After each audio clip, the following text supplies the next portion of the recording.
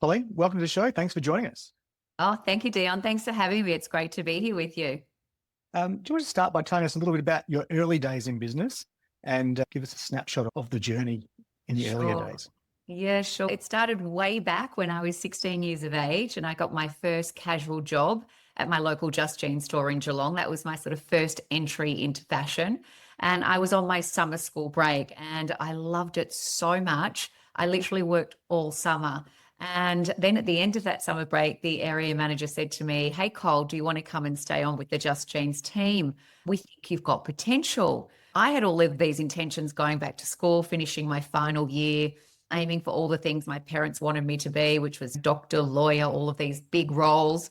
And I had to shatter their dreams and tell them I wasn't going back to school to finish my final year. I was actually entering this exciting world of retail, but don't worry about me, I've got potential.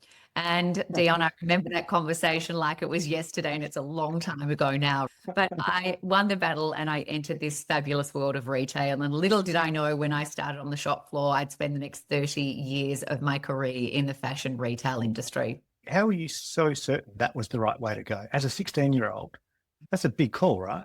It was a big call. And I think now I've got bigger children. I'm thinking, I wonder how Yeah. I react to that conversation. But I loved every minute of it. As I said, I loved the fashion. I loved people. I loved showing up. I loved there was nothing about the job I didn't love. And the words when I broke the news to my parents that I wasn't going back to school and I was going into this world of fashion, the words my father said to me was work hard, be passionate, love what you do and never give up. And those words were my mantra for life.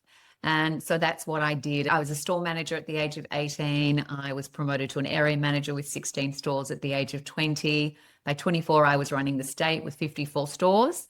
And that's where I stayed for the next few years of my career. And then I joined the Sportsgirl business in 1999 and spent the next 20 years of my career there, and 13 of those years as CEO across Sussan and Sportsgirl. So I just knew fashion and people and leading was what I wanted to do. And in terms of your dad's reaction, that's a pretty remarkable response. Was that his instant reaction or was that his considered reaction after the initial discussion? It was his considered reaction after the initial discussion. It did take a bit of a good night's sleep, but he knew how passionate I was. I'd worked in my family businesses from growing up as a very young age, and I really just wanted to go to work. I loved working, still love working today. So I think he knew, Dion, no matter what I put my hand to, I was going to do well at it because I was just so passionate and a great worker. How soon after that did it become clear to your parents that they probably knew, because you know your kids, right? You know that how well they're suited to things and all that type of thing. But how long after that discussion did they go, you made the right call, or that type of thing? Because you've still got to prove. Did you feel like you had to prove yourself? Oh, absolutely. And it's really funny because I still today, I'm no longer in my CEO role. I have my own business. I still today feel like I have to prove myself to my parents. I don't think we ever grow out of that stage of life. I'm always still trying to make them proud. And they were proud of me throughout my career. And sometimes they tell you, sometimes they don't. But I think it was through my determination to just keep getting up and going back and trying to be better every day. And that's what that instilled in me was great values, work hard, and as I said, never give up. And that was really what I did. And in terms of your strengths as a leader, as you progressed, you alluded to maybe some of them there, but what were your biggest strengths and how did they help you succeed?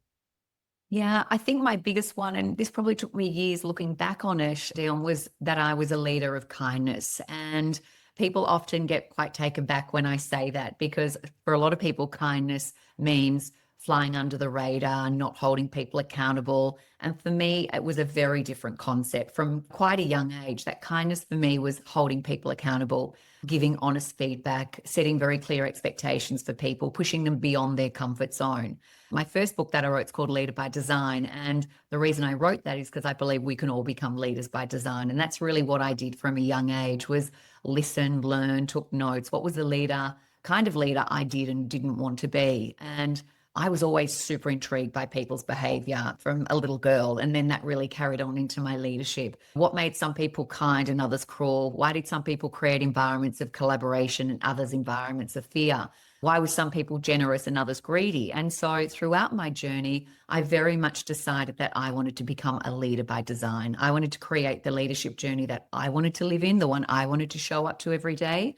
the one that I wanted people to follow. And I think there's a big difference in leaders that we do what they say because they're in leadership roles or they're the boss, and leaders that we choose to follow, the ones we would go into the darkness when we had no idea of where we're going. And that was really the leader I wanted to become. What was the catalyst for understanding that? I had on the show last year sometime Paul Roos, the premiership coach of the Sydney Swans, and he talked about similar types of concepts that applied to him and the way he went about leading, and by design specifically. And some of the things that he wrote about the type of coach he wanted to be came from experiences he had as a player and understanding what he didn't want as a player. What were similar types of things that you experienced that influenced your thought process around that? Yes, I very much think that is true. I think as we go through life's journey, and for me, I was really sort of handpicking the things I didn't want to be. And there was leadership styles that really didn't inspire me very much. And I made a very conscious effort to say, I never want to be like that. I never want to show up like that person. So I very much handpicked and cherry-picked the leadership that I wanted to show up into. But it was also very interesting. I started in my leadership role. I started in Sportsgirl in 1999. And as I said, 13 years as CEO. And kindness as a general concept in leading wasn't something, as I said, that was hugely talked about. So for me, I was trying to navigate that on my own a little bit as well. But I came from a background, my mum's a very nurturing, kind human. My dad's a very hard Italian man who's very driven. And so I think for me, it started way back when, Dion, in my home, where I was watching the behaviors, this tough man driven by success and achievement, and this mother who was driven by nurturing and caring for people and creating environments where people could shine. So for me, very much that translated into my leadership life. And I even say that now as a parent of big people, I have 20, 26 and 28, is that the leadership that I create in the home here will shine on to actually help them become great leaders, not in the word sense of being a leader, but in leading in their own lives in the future. So I think everything comes back to that very young age of how we see things in the world. What was the biggest lesson you learned over the course of your career? When you look back, maybe it's something you already knew and it was reinforced, or maybe it was something that you had a preconceived idea on and you changed your mind over the time. What's something that comes to mind in that respect? Yeah, I think the biggest learning for me came in 2007, and I was 36 years of age and I had 3 young children under the age of 10, general manager of Sportsgirl. I was on this great career trajectory and I hit burnout. And I talk about that now, Dion, as a gift because it actually allowed me to live my life differently. But that burnout started because we got to that point of burnout because I was a people pleaser. I wanted to show up as the best version every day. There was no off button. I was always on. And I talk about in one of my books being the red Ferrari, but the red Ferrari that never wanted to leave the track and never wanted to pull into the pits, never wanted to fill up, put air in the tires or fill the tank. And we know that no car works out if we don't do the basic fundamentals for it. So for me, my biggest learning came then because what I realized in that moment of burnout, and burnout doesn't just happen. It doesn't just all of a sudden we're there. It's a long process and we don't often recognize it or we don't want to recognize it, is that in that moment, I realized that I needed to be good to myself. I needed to be leading in my own life before I could actually be good or lead anyone else. So that was a real light bulb moment for me and changed quite dramatically in the way I live my life. What did you do differently? I took 3.5 months off the role and I put the Ferrari in for a well overdue service. And I learned self-care because for high achievers, and you're a high achiever, you interview lots of high achievers on this podcast, high achievers don't like to leave the track. So I really had to learn to leave the track. So I did. I took myself off for 3.5 months. I built in self-care. Often as women, we think self-care is selfish, but what I've learned to change my mindset around is that self-care actually is a lifelong investment for longevity. I learned a life in balance. I don't talk about it as work-life balance. I talk about it as life in balance because I was trying to have one box was work and one box was life, and they actually have to live and coexist together. Yeah. Totally. So I really thought about how is my balance structured? So I really, really changed the way I did things. And probably one of the biggest things is I set boundaries. And for high achievers and achievement junkies, they don't like boundaries. So I really had to set some boundaries around protecting the asset. And I all of a sudden realized that the asset was me. Yeah. And what were the immediate changes that you noticed, or were they immediate in terms of how that helped you perform in a more sustainable way? Oh, absolutely. Because when you're on the burnout train, you think, oh, it's Friday night. I'm going to have a quiet weekend. I'll watch a bit of Netflix. I'll refuel and I'm great on Monday. When you have burnout, it doesn't work like that. It doesn't matter how much you try and refuel in those short stints, you deplete very quickly. For me, it was really about changing that and really building that over a sustainable period of time. I am the first, Dion, to leave the party. I am the first to go to bed. I very much value the things that were never important to me, which was sleep, Yeah. health and well-being, self-care, nourishment. I could live on 4 or 5 hours sleep a night. I just can't do that these days. In fact, I don't want to do that these days. I totally get that. Yeah. Yeah. So we have to put those really strong boundaries in, because if we don't set them for ourselves, someone else might set them for us and they won't be ours, so we won't like them, or we just don't have any at all, and that doesn't work out so well. Yeah, I totally get that. I'm enthusiastically boring these days and like to go to bed at a certain time so I can get up a certain time. If I don't go to bed at that time, I can't get up the next day at that time and do the things that I have planned. So it throws everything out. So it's critical and it's so important. Yeah, absolutely. What about weaknesses? And maybe you alluded to some of them there in terms of your people who are high achievers are notoriously hard on themselves. I don't want to put words in your mouth here, but what sort of weaknesses did you have in terms of that, and how did you overcome them? Yeah, I think that the biggest weakness was not being able to say no, being that people pleaser, being that overachiever, because achievement junkies like to tick boxes, right? We just write lists and we tick boxes and we never stop. We never pause. We never celebrate. We never take stock of what we've actually done. We're just constantly, we're like little mice on a treadmill, right? On to the next. On to the next thing. And so I think for me, it was really about some of those big changes, but also some of the little changes. I think about often we can make small changes in our lives for big impact.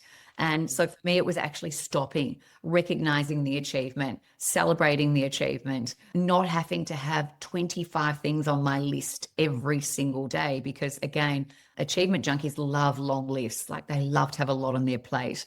So for me, it was really changing some of that and learning to say no. There's real power in the word no. And again, as people pleasers, we don't like that word, because when we say yes, it validates us. It makes us feel amazing. So the more we say it, the better we feel. But what we're doing is actually we're just pleasing other people. We're not actually pleasing ourselves. So there was a whole lot of things that I changed, and things that today I try and teach and help people in the business world and in leadership roles, because we cannot turn up to an organization or a team if we are not leading ourselves first. And that starts with great disciplines, boundaries, structures, and an open mindset every day. Do you find that people in leadership roles are more cognizant of those types of thought processes these days than they once were? I think we're getting better. I think the last 10 years we've talked about health and well-being in our organizations. I've talked about that for the whole 30 years in mine, but it really took a long time for people to start to think about what is the health and well-being of my people. So I think the last probably decade or so, it has changed. And I think people are much more in tune with what they need. I also think, Dion, COVID changed a lot for people, because what was our home, which is our sanctuary, which is our happy place, which is where we recharge and refuel and make all those beautiful memories, for a lot of people became their place of work.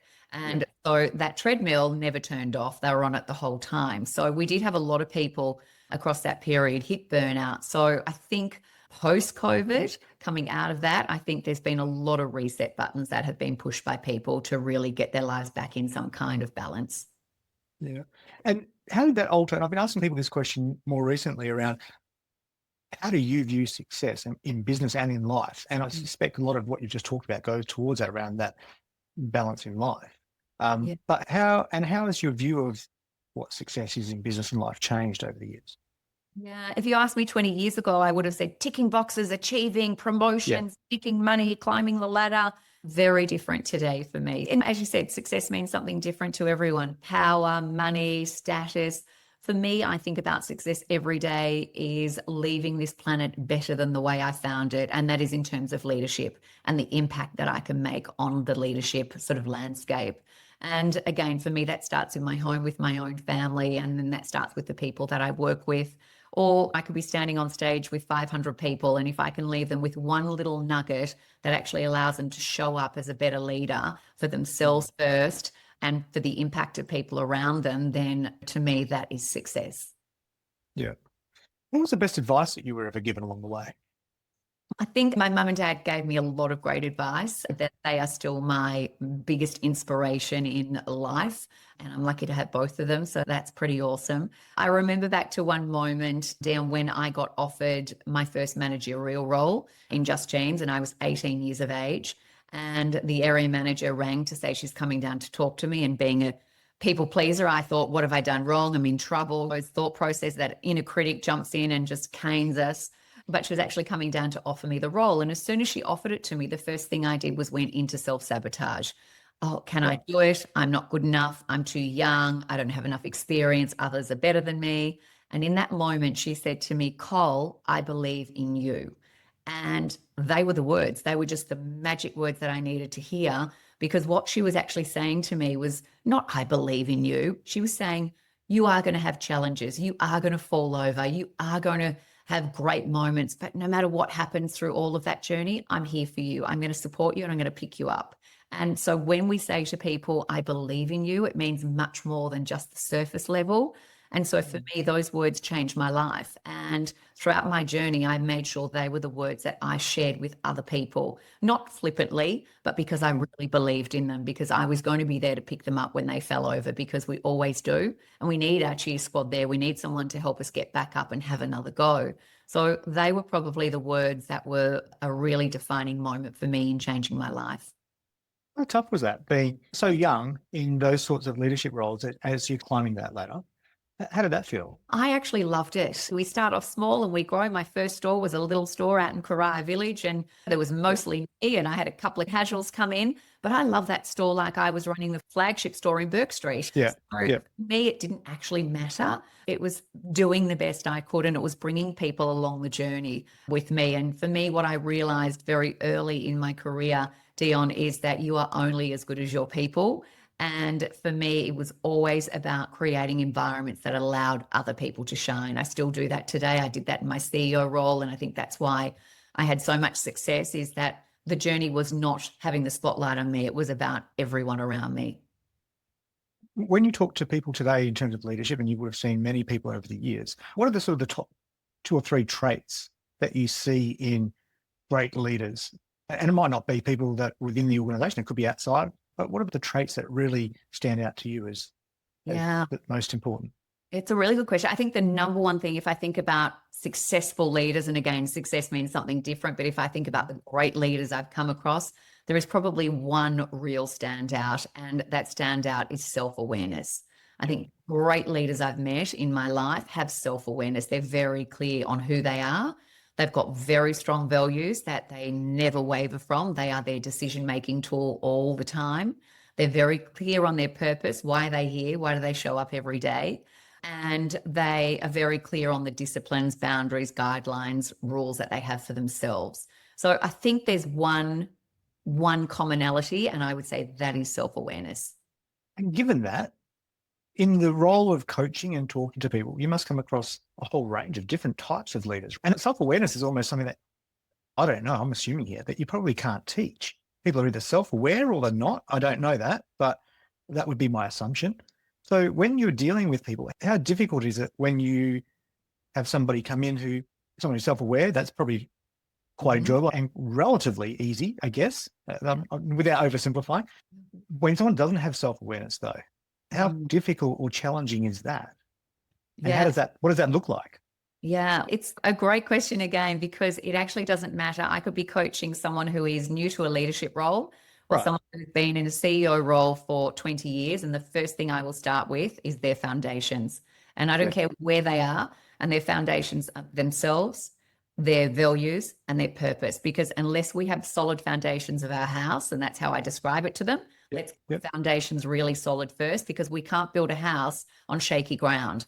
We have to have the solid foundations. And as humans, we're exactly the same. We have to have solid foundations for ourselves before we can build anything else on top, before we can lead anyone else. And sometimes people are really clear on themselves, their values and their purpose.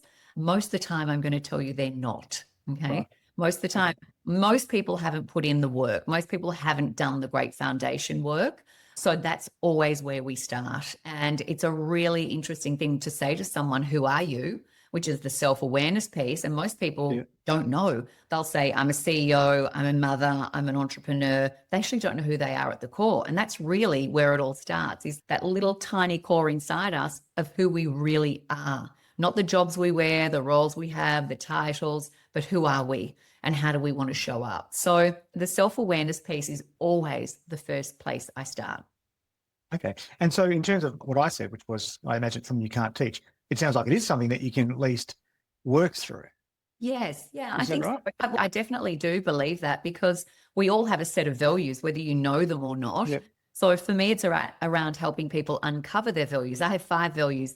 Health, family, achievement is still mine because I'm still an achievement junkie. I just do it a bit differently these days, kindness and authenticity. So they're my 5 values. That's how I show up. I talk about them as the boss, Dion. I don't show up here in the morning and say, morning, Cole, you're the boss.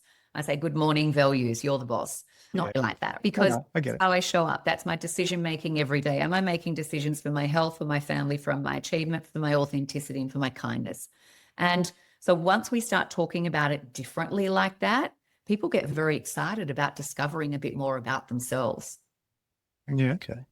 And in terms of the roles that you have done over the time, how did they influence you in the business today?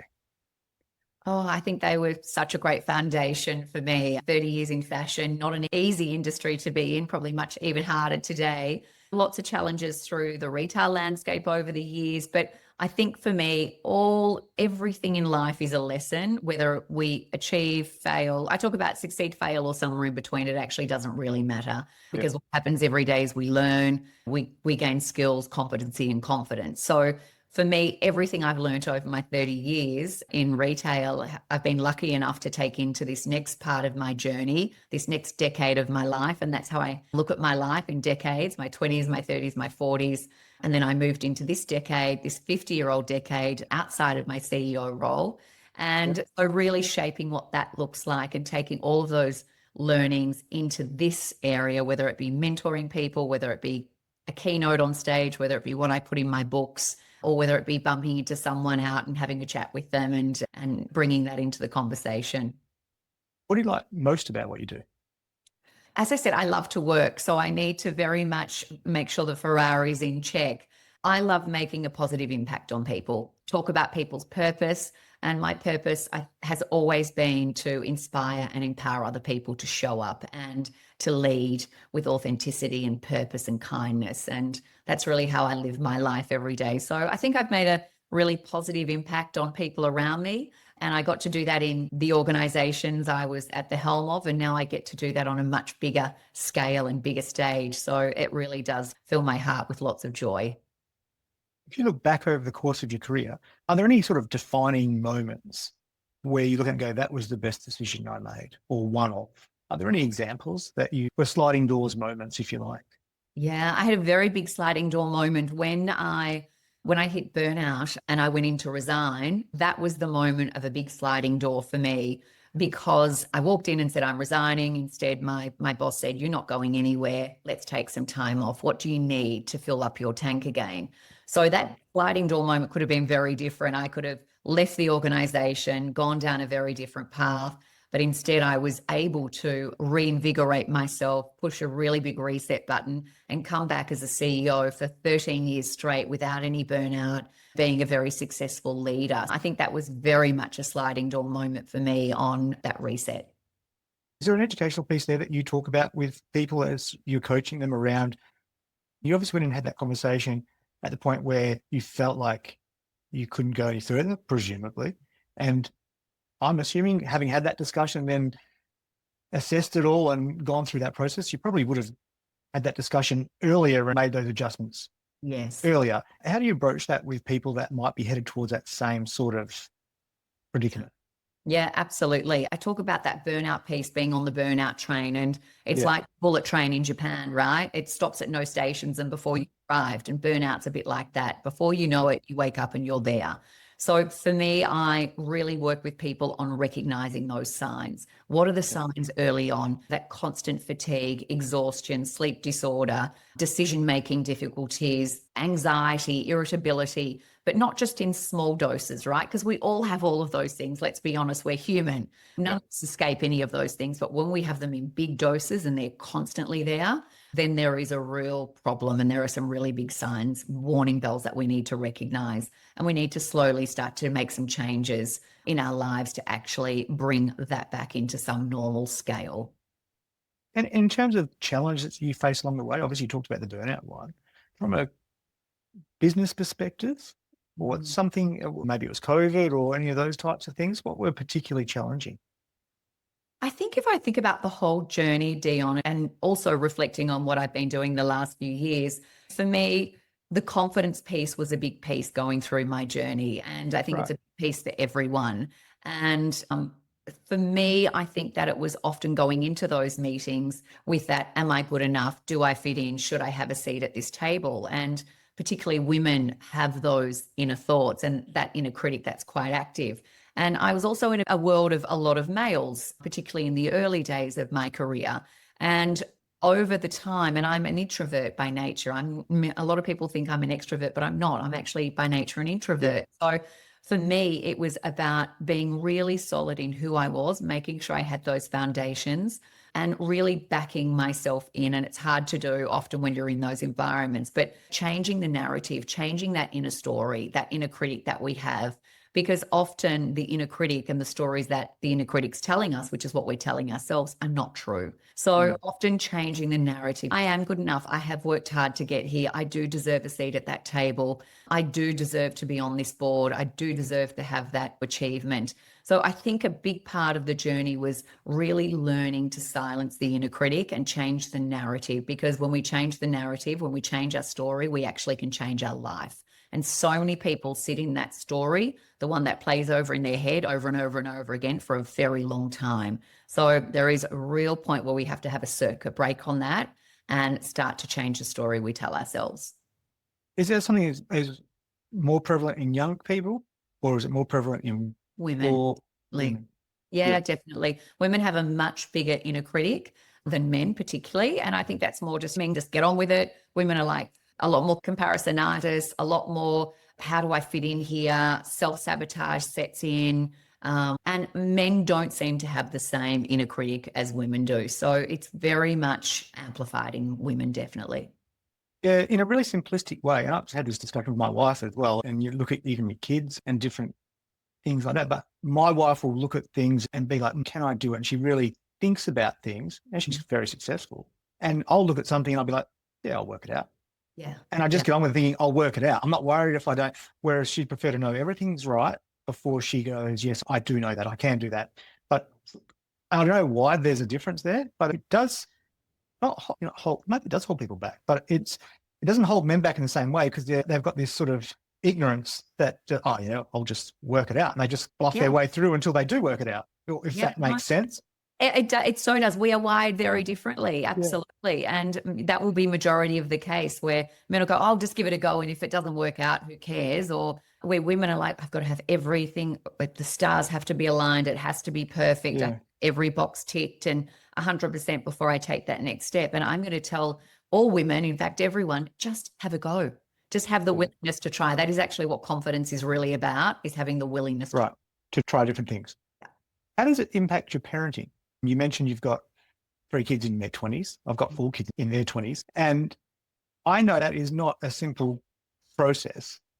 How does what you've been through in your business journey impact the way you talk to them around things around career and life? Yeah, I think they're one of the same, really. And I actually take if I flip it the other way, Dion, I take a lot of my parenting from a very young age with children right through to today. I take a lot of that and think that has actually made me a better CEO. That made me a better leader because I took lots of lessons from that. We don't have children and get this magic handbook that tells us how to raise them. We've got to work it out as we go along. We succeed, we fail, we make good choices, bad choices. Leadership is actually very much the same. There's no magic handbook. You have to work it out along the way. Have to be curious about that to do that. So I think my parenting actually taught me a lot of lessons about leadership.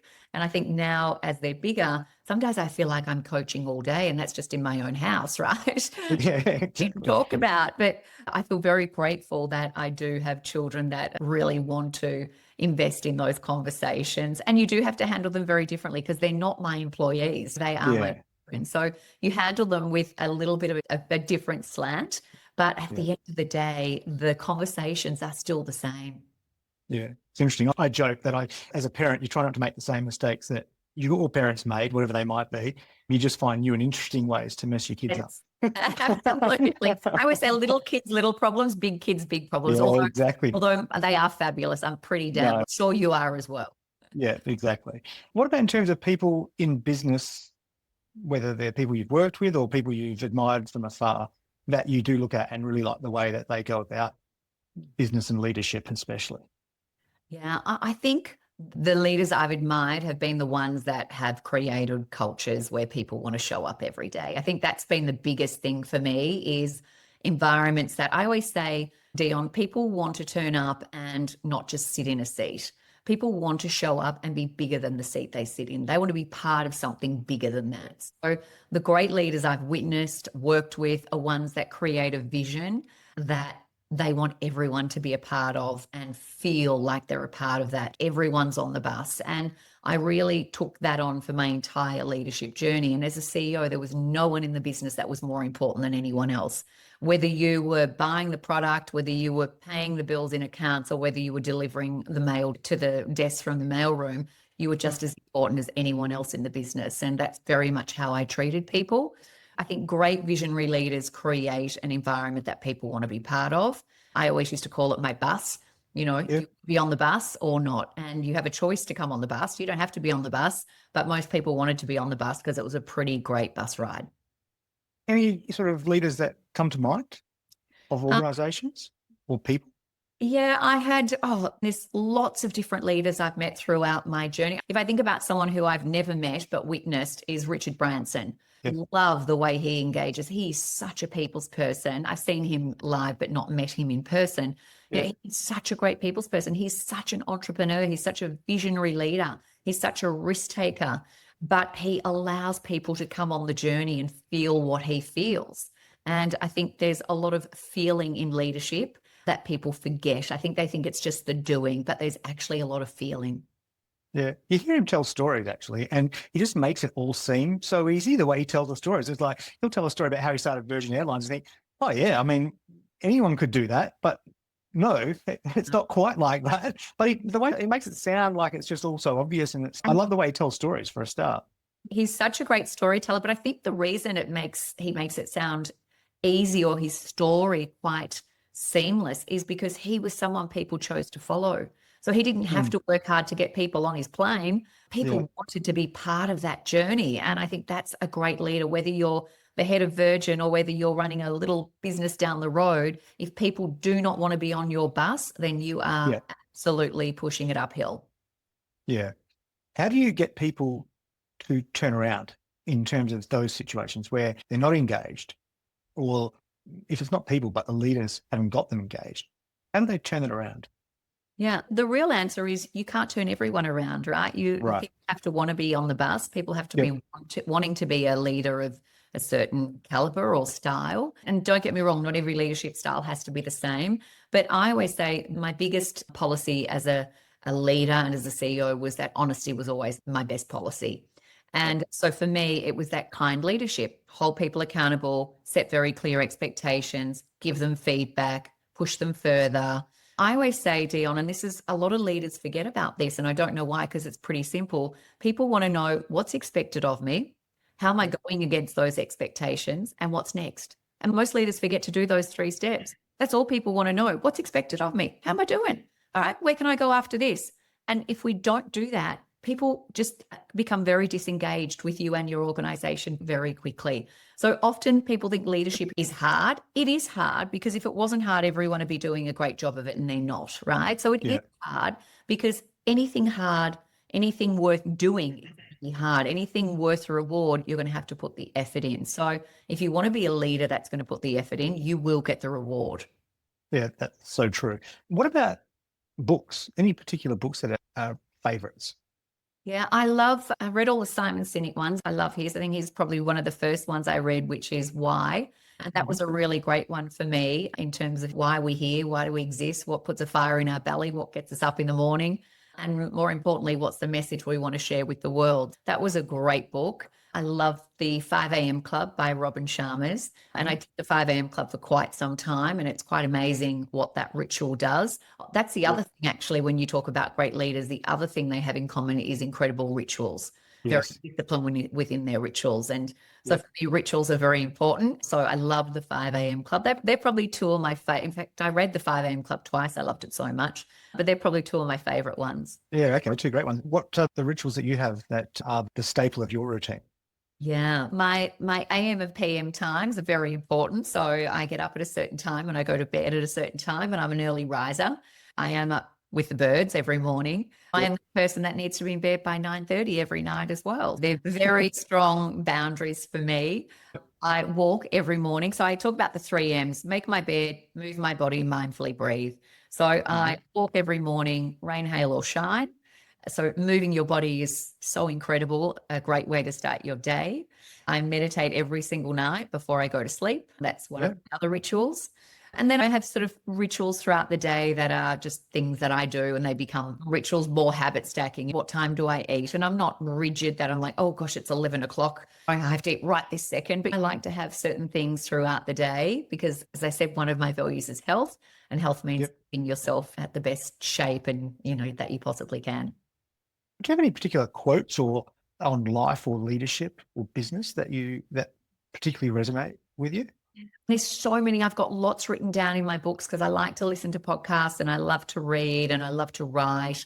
But there's one that I created my own quote probably about, I would say, well over 15, maybe 2 decades ago, Dion. And it was all around the whole leadership space. And this was this whole thing about what kind of leader did I want to be, and weren't there great leaders out there? What was going on here? So I created my own definition of leadership after really thinking about it and researching and seeing a whole lot of definitions I didn't like. My definition of leadership is one life impacting another in a positive way. And that's been definition. That's been my quote. That's been the way I've led for most of my career, because that is actually what leaders do. They impact other people in a positive way. That's what we're here to do. That cuts through so much, doesn't it? Yes, absolutely. I love it. Colleen, what's next? What's the future hold? There's lots of great stuff going on. I'm actually in the process of writing a book at the moment. Today, I have taken a day off writing a book because I'm one of those, the Ferrari comes out of the garage. Some people, Dion, write a book over 2 or 3 years, and that's great. And everyone operates differently. If I'm going to write a book, I write it over a six-week period. Oh, really? I lock down and write. And it's not that I haven't had thoughts or notes and things. So I'm in the process of locking down at the moment, book writing. So I've pretty much been writing every day, unless I can't. So I have my 3rd book that will come out early next year with Wiley Publishing. And that book is called The Power of Confidence. And I'm super excited about sharing that. So we might jump back on here in January and chat about the book. But it's going to be great. It's going to be great. I'm really excited to share it.